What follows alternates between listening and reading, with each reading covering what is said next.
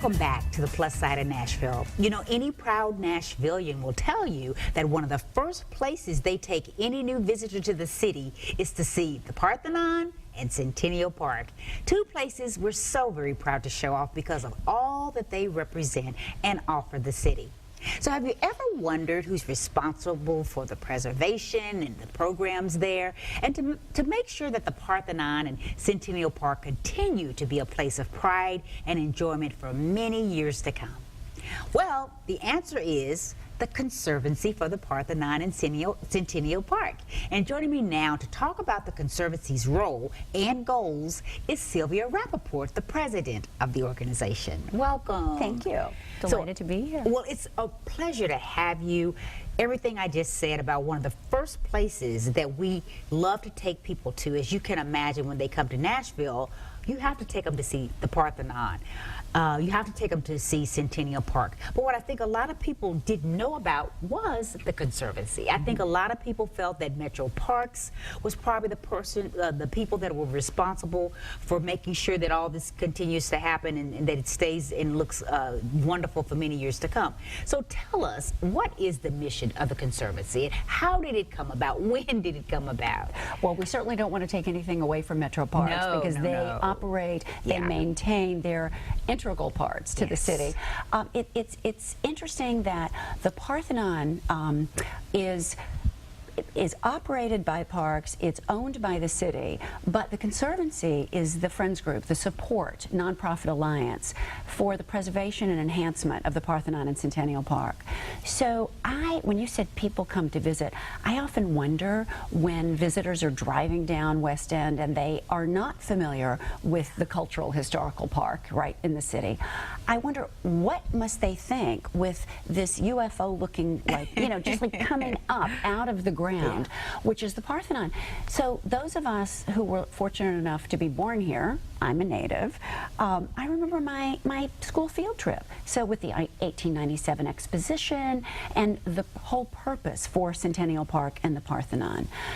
Things went along with the city owning it and Parks maintaining it until the early 80s, when the idea, basically through lay leader Ann Roos, wanted to create the statue of Athena, the 14-foot big girl goddess that's upstairs in the naos at the Parthenon.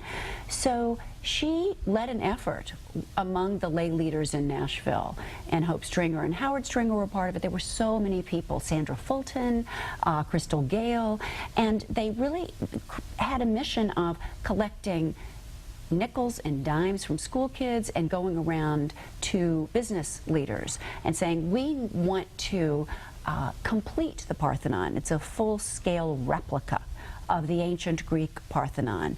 And so that's really how it came about with Alan LaQuire's sculpture. Yes, and I was telling you earlier, it is one of those things when you walk into the Parthenon. If you're new to the city, maybe you haven't been to the Parthenon yet, and you may not even know Athena's in there, but when you walk in, it's an immediate wow. It's a wow factor that that's one of the reasons why we love to take people there. Pretty over the top. It is pretty over exciting. the top. I love to point out the fact that, you know, just to get an idea of perspective and proportion, Athena is holding the goddess Nike in her hand, and it just looks like she's holding. Well, that figure is 6'4" tall. So it really gives you a sense of the proportion for the ancient Athenians, and it's also a great place for parties. It is a great place for parties. I've been there a couple of times for parties and wedding receptions. It is a perfect backdrop for that. Well, for those people who would like to know more about the Parthenon, they may not have any idea that it is more than just a great place to go visit and to see, but there's all kinds of programs that go on at the Parthenon for children and adults. Yes, absolutely. And we have a wonderful director of education, D.G. Lester, who has created activity plans and school curriculums for school children as well as high school. She has partnerships. The Parthenon also has created tours for the visually impaired, for Alzheimer's adults. So there's huge programming and very award-winning, actually, programming. The Conservancy is the support alliance that supports programming. So we have everything from the educational programming that you're referring to the docent program, which has really enhanced the visitor experience at the Parthenon, to our latest program, Musicians Corner, that's entering its 5th year and is really an exciting piece of free outdoor music in the epicenter of the city. You know, it used to be, when I was growing up, that Centennial Park was in the southwest quadrant of Nashville.